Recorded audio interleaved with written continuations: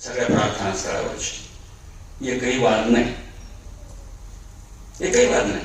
विचार करा, तुम्ही प्राणायाम करताय, खूप छान आहे,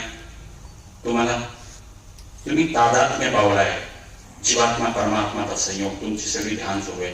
तुमचं 10वीची मुलगी किंवा मुलगा अभ्यासात मग्न आपली मोठे उद्दिष्ट आहे, आणि अचानकपणे काकड आरतीचा गोंधळ होतो, किंवा एखाद्या नमाजाची आवाज, किंवा अजून विहारामधून येणारा आवाज, किंवा अजून पंजाबच्या त्या गुरुद्वारामध्ये येणारा आवाज शिखांचा. तर मग कोणतेही असो, स्पीकरमुळे प्रार्थना जेव्हा लोकांना ऐकायला येतात तेव्हा सकाळचं वातावरण व्यक्तिगत हे डिस्टर्ब होतं. आणि आम्ही ते पटवून दिलं की परमेश्वराला जेव्हा आरती करतो तर तुम्हाला तुमची जी आरती भक्तिभाव आहे ना, त्याला स्पीकरची आवश्यकता नाही. मंदिरापर्यंत तुम्ही टाळा भजन ठीक आहे, मशीद असेल तर अजान तुमची ठीक आहे. आणि लोकांनी मानलं, मुसलमानांनी हिंदूंनी, मुसलमानांनी सुद्धा भोंगे काढून ठेवले आणि हिंदूंनी सुद्धा भोंगे वाजवणं बंद केलं. परमेश्वराची आराधना आजही सुरू आहे, नमाज आजही सुरू आहे. काय प्रॉब्लेम आहे? असा धाडसी निर्णय तुम्हीही घेऊ शकता, परंतु त्यासाठी सलोखा वैचारिक देवाणघेवाण, धार्मिक विद्वेष न करता पोल्युशन फ्री. आणि छत्रपतींना हे आवडेल, महाराजांनी पर्यावरणाचा विचार नक्कीच केला. आणि दुसरं मी आवाहन केलं की विजयमुक्त महापुरुषांची जयंती असली पाहिजे. बघा, नगरपालिकेच्या या माध्यमातून ठराव घेता आला तर सगळ्यांना बोलून कन्व्हिन्स करून त्याचे दुष्परिणाम बघा. आमचे सोलापूरकर फार खुश होते, म्हणजे पोल्युशन फ्री. अहो, आमचं जाऊ द्या, चिमणी पाखरं शटर मध्ये मरत होते, शटर मध्ये आतमध्ये माणसं पळतात हो, माणसं आवाज दणदणाट आले तर 2 दिवस पिकनिकला जातात, पण ते कबूतर चिमण्या त्या आवाजाने दणदणाटली शटरच्या आतमध्ये मेलेले सापडले. चिमण्या कबुतरापासून सगळा आपल्याला आशीर्वाद मिळू शकतो. म्हणून हे ध्वनी प्रदूषण मुक्त अंबड करता येते. बघा ना, या ठराव, बैठका घ्या, हे सगळ्यात महत्वाचं, ज्याला आपण खरी डेव्हलपमेंट म्हणून. आणि दुसरं, जयंत्यामध्ये होणारे व्यसनाधीनता नको वाटायला. शिवजयंती असेल, भीमजयंती असेल, वेगवेगळ्या, मी तिथेही आवाहन केलं, म्हटलं व्यसनमुक्त जयंती झाली पाहिजे. एकही गाडी वाचली नाही. उलट मीच म्हटलं की तुम्हाला असं वाटेल की तुम्ही का शिव भक्तांना आणि भीम भक्तांना सांगताय व्यसनमुक्त जयंती साजरी करा. म्हटलं त्याचं कारण आहे, छत्रपती शिवाजी महाराज स्वतः व्यसनमुक्त होते. जगातला पहिला राजा जो आपल्या पत्रामध्ये उल्लेख करतो, कलावंतिनी भटकिनी दारू गांजा खूप चालणार नाही केले असं डोसके मारले जाईल, मुंडक मार. म्हणून मोगलांच्या एका दारुश जनानखाने आणि दुसऱ्या बाजूला मराठ्यांची साधी आणि व्यसनमुक्त राहणी, म्हणून मराठे मोगलांना करून उरलेले कैद. बघा,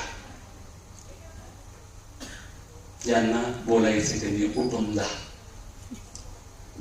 ज्यांना बोलायचे त्यांनी उठून जा. सेफ्टी पॅसेज द्या काही लोकांना. मुळात मी 45 मिनिट बोलणार आहे. ते विष्णू सरांनी मला सांगितले की 45 मिनिट. म्हटलं ओके. त्यात आपसात कोणाला बोलायचं असेल तर फॉर्मॅलिटी म्हणून थांबूच नका, निघा.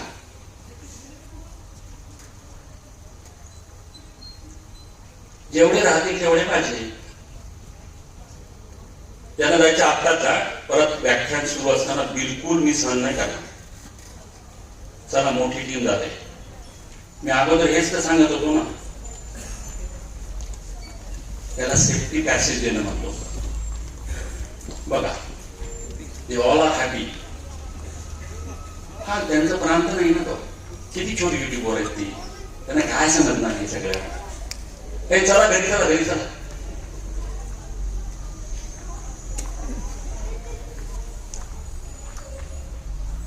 जे थांबलेत त्यांनी काही मिनिट सोसायचं. मी तुम्हाला दुसरा प्रयत्नाने शिवचरित्र, छत्रपती शिवाजी महाराज स्वतः व्यसनमुक्त आहेत, सैनिक व्यसनमुक्त आहेत. मराठे एका दिवसात मैलोन्मन प्रवास करायचे. तिथे 1 मैल 2 मैल असा प्रवास मोगलांचा असायचा. जनानखाने, व्यसनाधीनता, दारूबाजी सगळंच असायचं. हा फरक होता. म्हणून म्हटलं छत्रपती शिवाजी महाराज व्यसनमुक्त होते म्हणून शिवाजी महाराज की जय म्हणायचं असेल तर तुम्हीही व्यसनमुक्त असला पाहिजे. काय वेगळं सांगतो मी तुम्हाला. म्हटलं परमपूज्य बाबासाहेब आंबेडकरांच्या बाबतीत हेच बोलेन. 2 जयंत्या मोठ्या थाटामध्ये महाराष्ट्रामध्ये साजरा होतात. आमच्या सोलापुरात तर दोन्ही तोला मोलाचे असतात. म्हटलं डॉक्टर बाबासाहेब आंबेडकर एक उदाहरण देईल मी. 1916 ते युरोपामध्ये लंडनला शिकण्यासाठी गेलेले. बघा मायनस उन्हे तापमान आहे, बर्फ पडतोय. या देशामध्ये या तापमानामध्ये स्त्री पुरुष दारू पितात. त्या देशातली संस्कृती लोकांना सहज वाटतं. इतक्या मायनस टेम्परेचर मध्ये युरोपामध्ये सहज पद्धतीनं स्त्री पुरुष दारू पितात. त्यांच्या देशातली ती चेअर संस्कृती आहे. तिथे परमपूज्य बाबासाहेब शिक्षणासाठी गेलेत. सीसीटीव्ही वॉच नाहीये, जीपीएस टेक्नॉलॉजी नाही, गुप्तहेर मागे लागलेले नाहीये. तरी सुद्धा हा महामानव एवढ्या मायनस टेम्परेचर मध्ये कधीही मद्याला स्पर्श करत नाही. म्हणून भीमभक्तांनी सुद्धा व्यसनमुक्त असावं. ते बोललो मी तिथे. दुसरं उदाहरण देईन म्हटलं, ते फार महत्वाचं आहे. मार्च महिन्यामधलं आहे. 1925-27 महाडचा 14 तळ्याचा सत्याग्रह. 3-3.5 हजार लोक, त्यात 1,500 माता भगिनींची संख्या बघता परमपूज्य बाबासाहेबांनी तिथे भाषणाला सुरुवात केली. सांगितलं महिलांना उद्देशून, तुमचा मुलगा असेल, पती असेल, भाऊ असेल, जर दारू पिऊन आला तर त्याला घरात घेऊ नका. एवढंच नाही, त्या 22 प्रतिज्ञा 14 ऑक्टोबर 1956 धम्म स्वीकारताना घेतल्या. त्या 22 प्रतिज्ञामध्ये सुरामध्य वर्जित एक प्रतिज्ञा मी भीमा अनुयायांना सांगितलं. बाबासाहेबांनी विचारपूर्वक केलं ना. का? त्यांनी बघितलं होतं झोपडपट्ट्यांपासून ते सामान्यांच्या घरामध्ये दारू पिलेला माणूस जेव्हा येतो, त्या नशेच्या अधीन असताना तो बायकोला मारझोड करतो. भयभीत झालेली लहान मुलं आपल्या आईला वाचू शकत नाही, ढसाढसा पांघरुणात रडतात. पण त्या क्षणाला त्यांच्या मानसिकतेवरती जे विपरीत परिणाम होतो ना, हे वाममार्गाला लागतात, गुन्हेगारीकडे जातात. बाबासाहेबांना हे माहिती होतं. एक दारू एक कुटुंब संपू शकते. कुटुंब संपला की समाज संपतो आणि समाज संपला की राष्ट्र संपतं. म्हणून बाबासाहेब व्यसनमुक्त होते. आणि भीम जयंतीला सुद्धा व्यसनमुक्त. मी आयुष्यभरासाठी व्यसनमुक्ती बोललो तेव्हा टाळ्याच वाजल्या नाही. शिवभक्तांनी नाही, भीमभक्तांनी नाही. मग मलाच कसं तरी वाटलं. मग मीच तोडगा दिला. बरं म्हटलं, बघा आयुष्यभर नॉनव्हेज खाता की नाही, मांसाहार खातोच की, तरी सुद्धा आषाढी एकादशीला खाता का, महाशिवरात्रीला खाता का? नाही ना. पांडुरंग आहे ना, नाही खात. मग वर्षभर जर तुम्ही मांसाहार करत असताना आषाढी एकादशीला आणि महाशिवरात्रीला मांसाहार करत नसाल तर किमान 19 फेब्रुवारी 14 एप्रिलला तरी एक दिवस या महापुरुषाला आवडत होतं तेवढं तर करा ना.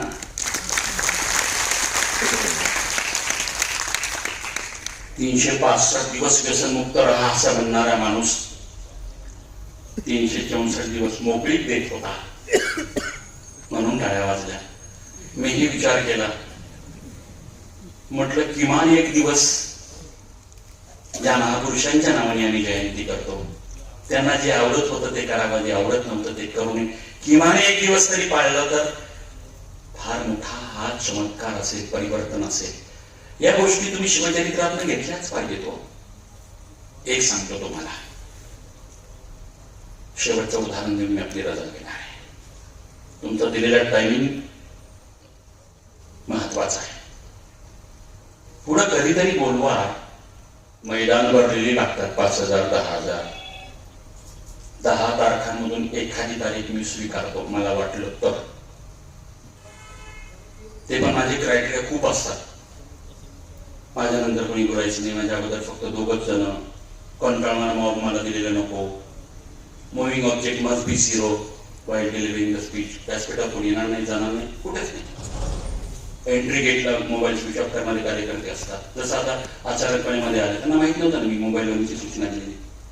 हे छोट्या छोट्या गोष्टी आहेत. पण माझी एक नियमावली आहे. व्याख्यान हे पिन ड्रॉप सायलेन्स मध्ये ऐकलं पाहिजे.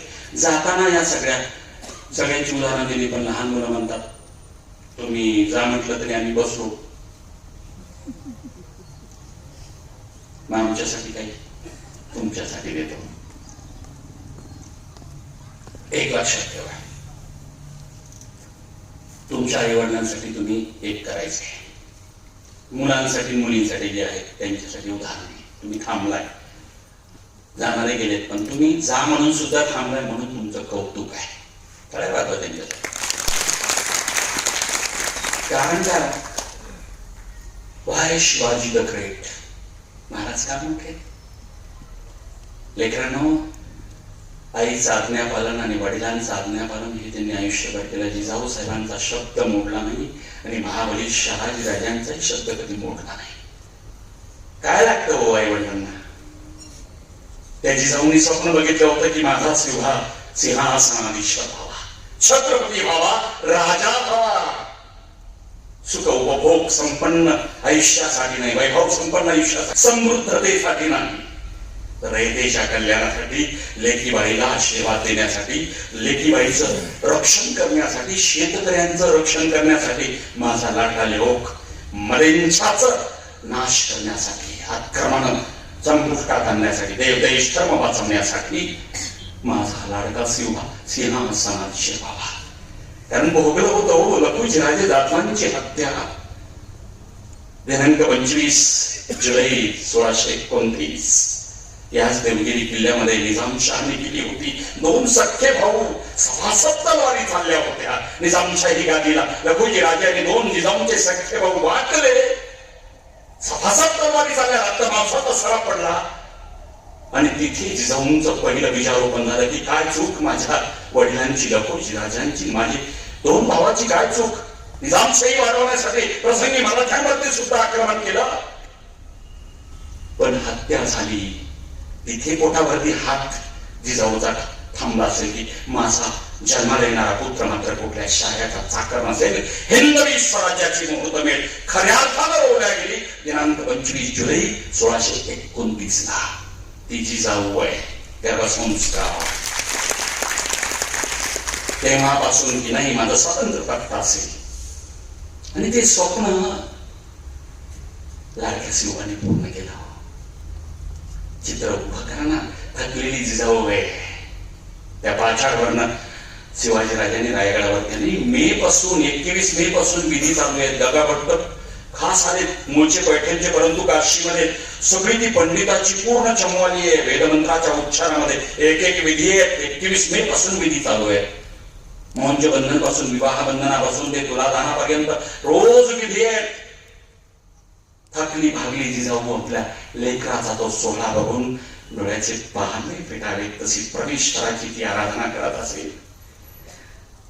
आई भवानीला कितीतरी वंदना करत असेल की माझं पूर्ण करते स्वप्न. आणि बघा अवघ्या 12 दिवसानंतर जिजाऊ साहेब मरण पावली. 17 जून 1674 12व्या दिवशी मरण पावली. असं वाटतं कधी कधी की आपले प्राण साठवून ठेवले असतील. लाडक्या शिवाचा तो सोहळा बघण्यासाठी जे स्वप्न लहानपणापासून बघितलं होतं. थकली भागली जिजाऊ, 10,000 पाहुण्या रावळींची गर्दी, डच आले, पोर्तुगीज आले. दिवस आणि रात्र कोणती हे कळेल असं झालं होतं. त्याचं वर्णन केलेलं आहे. मशालीच्या प्रकाशामध्ये रायगड असा तेजाळत होता रात्रीचा की इंद्रालाही हेवा वाटावा अशी ती राजधानी चकाकत होती. जणू दिवाळी साजरी करत. आनंद प्रजेला होता, आनंद सह्याद्रीला होता, आनंद समस्त मावळाला होता, आनंद जिजाऊ साहेबांना होता. आमचा समुद्र, आमचा आकाश, आमचा चलन, आमचा ध्वज अखंड ताकद निर्माण होणार. हिंदवी स्वराज्य. ज्येष्ठ शुद्ध त्रयोदशी शालिवान शके 1596 आनंद नाम संवत्सर. दिनांक होता 6 जून 1674. आदल्या दिवशी जिजाऊ साहेबांनी सगळे विधी बघितले. 5 जून 1674 पहाटेला म्हणजे दिनांक 6 जून 1674 ला ज्येष्ठ शुद्ध त्रयोदशी शालिवान शके 1596 नंदनाम संवत्सर. गगाभट्ट वेदमंत्रोच्चारामध्ये अभिषिक्त राजा बनवणार होते, निर्माण करणार होते. हा इतका अभूतपूर्व विधी बघण्यासाठी देश विदेशातील लोक आले होते. संपूर्ण हिंदुस्थान तिथे होता.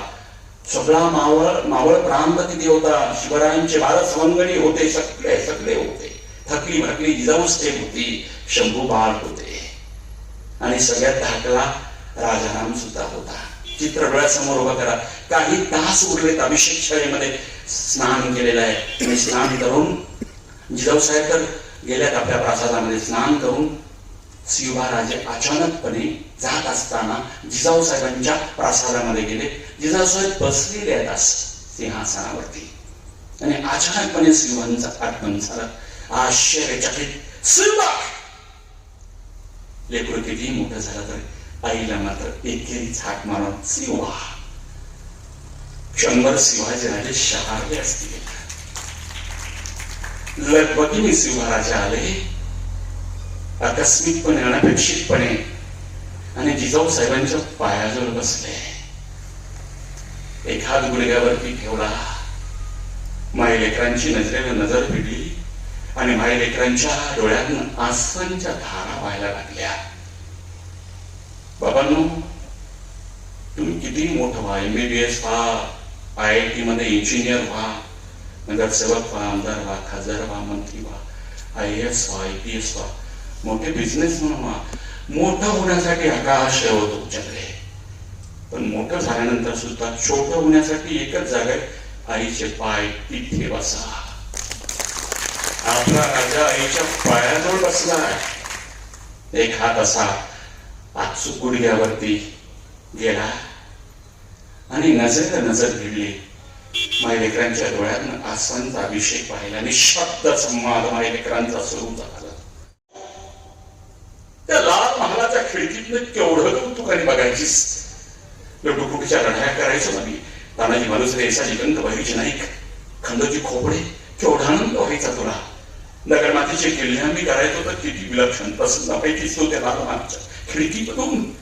बघ बाबू, त्या नगरमातीच्या किल्ल्याचं रूपांतरण 240 किल्ल्यात मी करून दाखवलं. मी अगाऊ त्या पन्हाळ्याच्या वेळेत सापडलो. कासावी झाले होतेस. नेताजी पालकर आला नसता तर कदाचित घोड्यावरती रणरागिणीच्या स्वरूपामध्ये तू मला सोडवायला निघाली होतीस. मी माझ्या शिवाला सोडवायला जाणार म्हणून शेवटी नेताजी पालकरांनी सांगितलं, आऊसाहेब या तलवारीच्या हाने महाराजांनी घेऊन येतो म्हणून तू माघारी फिरलीस. नाही तर आपल्या लेकराला सोडवायला निघालेली रणरागिणी इतिहासाने अनुभवली असती. त्या पन्हाळ्याच्या वेळात मी सापडलो. अहो किती कासा होती. पण त्याहीपेक्षा त्या कपटी औरंगजेबाच्या आग्र्याच्या कैदेत सापडल्यानंतर मात्र तू कोलमडलीस. मी जिवंत परत येईल की नाहीस असं तुला वाटायला लागलं. तो विश्वासघाती कपटी औरंगजेब ज्यांनी स्वतःच्या भावाची हत्या केली, बापालाही सोडला नाही, त्याच्या कैदेत माझा लाडका श्रीवाद.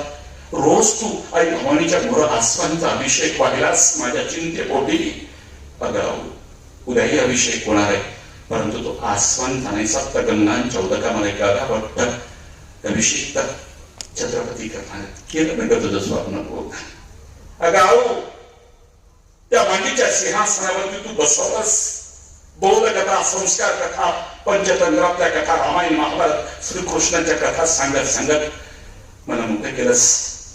बघा, त्या मांडीच्या सिंहासनाचं रूपांतरण 32 मन सोन्याच्या सिंहासनात करून दाखवलं ना. मायलेकरांना तासनतास संवाद, निशब्द संवाद सुरू असेल. आसवांची भाषा आसवाला कळली असेल, लेकराची भाषा माईला कळली असेल. तासनतास पहाट कधी झाली हे कळलं नसेल. गागा भट्ट अचानक आले असतील आणि माई लेकराचा संवाद त्या वाक्याने तुटला असेल. राजे चला, राजसभा वाट बघते. अभिषेकाचा मुहूर्त झाला, राज्याभिषेकाचा. ते बाबांनो, लेकरांनो, शिवाजी राजांनी जसं औंच स्वप्न पूर्ण केलं, एवढं मोठं जरी करता येत नसेल ना, जे तुमच्या आई वडिलांनी बघितले स्वप्न, माझी मुलगी किंवा मुलगा डॉक्टर होऊ दे, इंजिनियर होऊ दे, IAS होऊ दे, IPS होऊ दे, माझी नम्र विनंती आहे, तुमच्या आई बापाला महागडी पैठणी नकोय, सूट बूट नकोय. त्यांचं जे स्वप्न आहे ते मात्र पूर्ण करा. आणि इंजिनिअरिंग मेडिकलच्या रूपाने जेव्हा तुम्ही आपलं घर सोडून जाल, बाबांनो, 20 वर्ष सांभाळ केलेला असतो. फार अपेक्षा असते. या 20 वर्षानंतर तुम्हाला योग्य जोडीदारही त्यांनी निवडायचं ठरवलेलं असतं. पण 20 वर्ष एका बाजूला आणि 20 महिन्यात एखादा मुलगा येतो आणि तुम्ही परधर्मीयांच्या बरोबर विवाहबद्ध करून पळून जाता ना, तिथे तुमचा पाप संपतो. आयुष्यभरात तो मान वर करण्याच्या लायकीचा उरत नाही. तो जिवंतपणे मरतो. समाजात त्याची प्रतिष्ठा संपते. अटॅकने मरतो आई फाशी घेते असे कहेक चित्र, विदारक चित्र माझ्या डोळ्यासमोर सध्या दिसत आहे. इंजिनिअरिंग मेडिकलच्या रूपानं गावाच्या बाहेर आपलं घर सोडून जेव्हा मुली शिक्षणासाठी जातात, 20 वर्ष विरुद्ध 20 महिने, 20 वर्षाचे आई वडील शत्रू वाटायला लागतात आणि 20 महिन्यात आलेला मुलगा तोच खरा वाटायला लागतो. माझी नम्र विनंती आहे, जिजाऊ शिवाजी महाराज की जे म्हणायचं असेल, आई बाबाचं स्वप्न पूर्ण करा, त्यांच्या शब्दाबाहेर जाऊ नका. हाच आपला संदेश. जय हिंद, जय महाराष्ट्र.